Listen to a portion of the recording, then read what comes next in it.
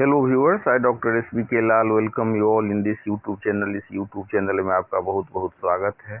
यह video agriculture को लेकर के है। किसी भी सिविलाइजेशन का फाउंडेशन होता है एग्रीकल्चर, और जो एग्रीकल्चर आता है इसमें आता है practice of cultivating soil, growing crops and raising livestock to provide food, fibre, medicinal plants and other products use to sustain and enhance human life. तो हम ह्यूमन लाइफ को इन्हेंस करने के लिए जो भी चीज़ चाहिए उसमें से अधिकांश चीज़ हमको कृषि से प्राप्त होता है, एग्रीकल्चर से प्राप्त होता है। इसमें हम मिट्टी में खेती करते हैं, फसल उगाते हैं, या मेडिसिनल प्लांट को उगाते हैं, या फिर जो कुछ फाइबर होता है या भोजन प्राप्त करने के लिए अनाज उगाते हैं, दलहन, तेलहन, ये सारे चीज़ का खेती इसमें होता है। और इमारती लकड़ी का भी तो बहुत व्यापक है एग्रीकल्चर का क्षेत्र। It is the primary sector of the economy in many countries and serve as the backbone of food global food security. तो ग्लोबल जो फूड सिक्योरिटी है उसके लिए ये बैकबोन है। और हम देख सकते हैं कि बहुत सारे देश में इकोनॉमी का मेन आधार ही कृषि होता है। Agriculture is far more than just farming, it is the engine that drive human society को ड्राइव करने के लिए। और ये फार्मिंग जो होता है, ये agriculture is far more than just farming. सिर्फ खेती ही से मतलब नहीं होता है इसका। Food security, economic backbone, trade और एक्सपोर्ट, इन्वायरमेंटल स्टुअर्डशिप, ये सारा चीज़ इससे जुड़ा हुआ होता है। फैक्टर जो अफेक्टिंग एग्रीकल्चर, और कौन कौन सा ऐसा फैक्टर है जो एग्रीकल्चर को अफेक्ट करता है, तो इसमें आता है climate, temperature, rainfall, amount of and distribution of rainfall, sunlight and wind pattern, ये सारा चीज़ प्रभावित करता है। ये सब क्लाइमेट में आता है और ये सारे चीज़ एग्रीकल्चर को प्रभावित करता है। उसके बाद बात करते हैं फिजिकल। तो फिजिकली क्या सब प्रभावित करता है, तो सॉइल क्वालिटी, उसके बाद pH, nutrients, texture, topography, slope of the land and water availability, ये हो गया फिजिकल में जो प्रभावित करता है। फिर आता है सोशियो इकोनॉमिक। तो लेबर अवेलेबिलिटी कितना है, capital funding, proximity to markets, government policies and infrastructure. तो हम देख सकते हैं बिहार के कई इलाके में लेबर सब चले जाते हैं बाहर कमाने के लिए, तो लेबर की उपलब्धता नहीं रहती है। तो क्या होता है कि बहुत सारा लोग खेती छोड़ दिए हैं और खेती के जगह पर फॉरेस्ट्री शुरू कर दिए हैं। फिर टेक्नोलॉजिकल भी फैक्टर होता है जो इफेक्ट करता है एग्रीकल्चर को। तो इसमें क्या आता है, तो use of high yielding variety, seeds, fertilisers, pesticides, mechanisation, biotechnology. तो ये टेक्निकली ऐसा चीज़ है, फैक्टर है जो एग्रीकल्चर को अफेक्ट करता है। अब बात करते हैं टाइप्स ऑफ एग्रीकल्चर का। तो agriculture practices vary widely based on the region, climate and level of the technological advancement. इसमें आता है subsistence farming। ये क्या होता है, primarily for self consumption, farmers grow only enough to feed their families with little to no surplus for sale।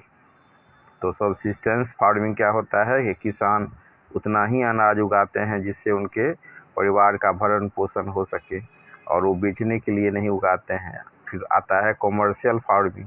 इसमें large scale पर production होता है और उसका फोकस होता है कि हम क्रॉप्स को सेल करें और मुनाफा कमाएं। This often involves modern machinery and high input technology. उसके बाद आता है इंटेंसिव एग्रीकल्चर। तो ये इंटेंसिव एग्रीकल्चर फोकस करता है कौन सी पर, तो maximising output per unit of land using high amount of labour, fertilisers and intensive irrigation. तो आप पंजाब में देख सकते हैं इसको। उसके बाद आता है एक्सटेंसिव एग्रीकल्चर। तो ये practiced on large areas of land with relatively low input of labor and capital per unit of area। उसके बाद आता है प्लांटेशन एग्रीकल्चर। तो अगर हम प्लांटेशन एग्रीकल्चर की बात करें तो ये होता है a specialised form of commercial farming where a single cash crop is grown over a large area for export. उसके बाद आता है शिफ्टिंग कल्टीवेशन का।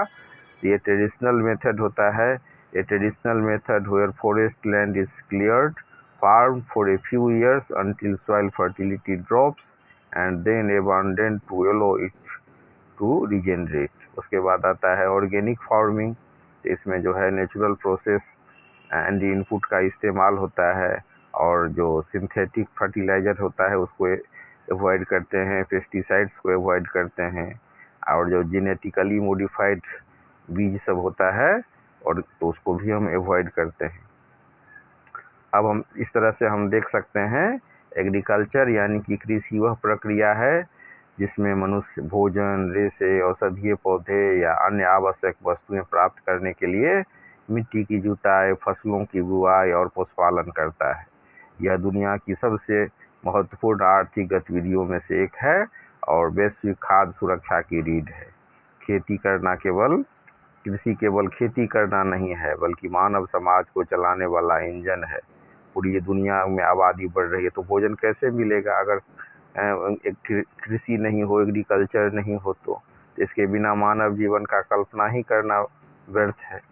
आर्थिक आधार की बात करें तो दुनिया के एक बड़े कार्यबल को ये रोजगार प्रदान करती है। साथ ही कई बड़े उद्योग के लिए भी रॉ मटेरियल का काम करती है, कच्चा माल उपलब्ध कराती है। जैसे कपड़ा के लिए कपास कहाँ से आएगा? कृषि से आएगा। चीनी के लिए गन्ना कहाँ से आएगा? या फूड प्रोसेसिंग इंडस्ट्री जितना आप देख रहे हैं, चिप्स या मतलब दाल बूट या ऐसा ही जो फूड प्रोसेसिंग वाला अधिकांशतः सारा चीज़ एग्रीकल्चर पर बेस्ड होता है। फिर व्यापार और निर्यात को भी प्रभावित करता है कृषि उत्पाद अंतर्राष्ट्रीय व्यापार में बड़ी भूमिका निभाते हैं, जिससे देशों को विदेशी मुद्रा अर्जित करने और अपनी अर्थव्यवस्था को मजबूत करने में बहुत मदद मिलती है। फिर अगर हम पर्यावरण संरक्षण की बात करें और यदि कृषि को सही और टिकाऊ तरीके से किया जाए तो यह जैव विविधता और पारिस्थितिकी तंत्र को भी बनाए रखने में मदद करता है। तो कृषि की सफलता कई प्राकृतिक और मानवीय कारकों पर निर्भर करती है, जैसे जलवायु संबंधी तापमान, वर्षा मात्रा, धूप और हवा की गति, ये सब आ गया जलवायु में। और अगर हम भौतिक फैक्टर की बात करें तो मिट्टी की गुणवत्ता, भूमि का ढलान और पानी की उपलब्धता इसमें आता है। और सामाजिक आर्थिक पहलू की बात करें तो श्रम की उपलब्धता, पूंजी बाजार की निकटता, सरकारी नीतियां और बुनियादी ढांचा, सड़कें, भंडारण, ये सब आता है सामाजिक आर्थिक पहलू में। फिर बात करते हैं तकनीकी का तो इसमें उन्नत किस्म के बीज, उर्वरक, कीटनाशक, मशीनीकरण और जैव प्रौद्योगिकी का उपयोग आता है। ये सब टेक्नोलॉजी यानी कि तकनीकी में आता है। अब बात करते हैं कृषि के टाइप्स का, एग्रीकल्चर के टाइप्स का।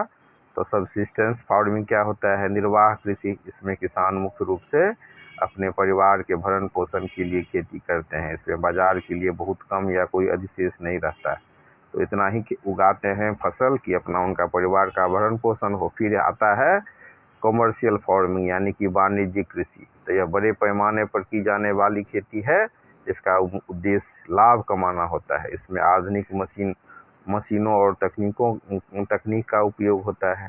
फिर आता है इंटेंसिव एग्रीकल्चर यानी कि गहन कृषि। इसमें कम भूमि पर अधिक श्रम, खाद, सिंचाई का उपयोग करके उत्पादन को अधिकतम करने का प्रयास किया जाता है। फिर आता है विस्तृत कृषि, एक्सटेंसिव एग्रीकल्चर। इसमें बड़े भूभाग पर कम श्रम और पूंजी का उपयोग किया जाता है, जैसे बड़े पैमाने पर अनाज की खेती या पशुपालन। अब चर्चा करते हैं प्लांटेशन एग्रीकल्चर का, बागान कृषि का। इसमें किसी एक नकदी फसल को बड़े क्षेत्रफल में निर्यात के उद्देश्य से लगाया जाता है।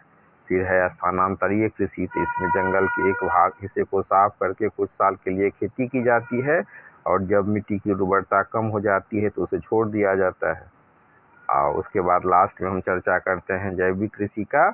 इसमें रासायनिक खाद, कीटनाशक सबका उपयोग कम नहीं किया जाता है और उसके स्थान पर प्राकृतिक खाद और जैविक तरीकों का उपयोग किया जाता है। तो इस तरह से जो कृषि है उसको हमने समझा, कितना इम्पोर्टेंट है कृषि ये समझ लीजिए। और अलग अलग टाइप्स है, जैसे कॉमर्शियल कृषि हो गया या जीवने के लिए या मतलब कैपिटल इंटेंसिव वाला हो गया, उन्नत टेक्नोलॉजी वाला हो गया, स्पेशलाइजेशन हो गया। ये सारे चीज़ के लिए आपने वीडियो को देखा और बताइए कि किस पर आपको वीडियो चाहिए तो उस पर फिर बना दिया जाएगा अलग।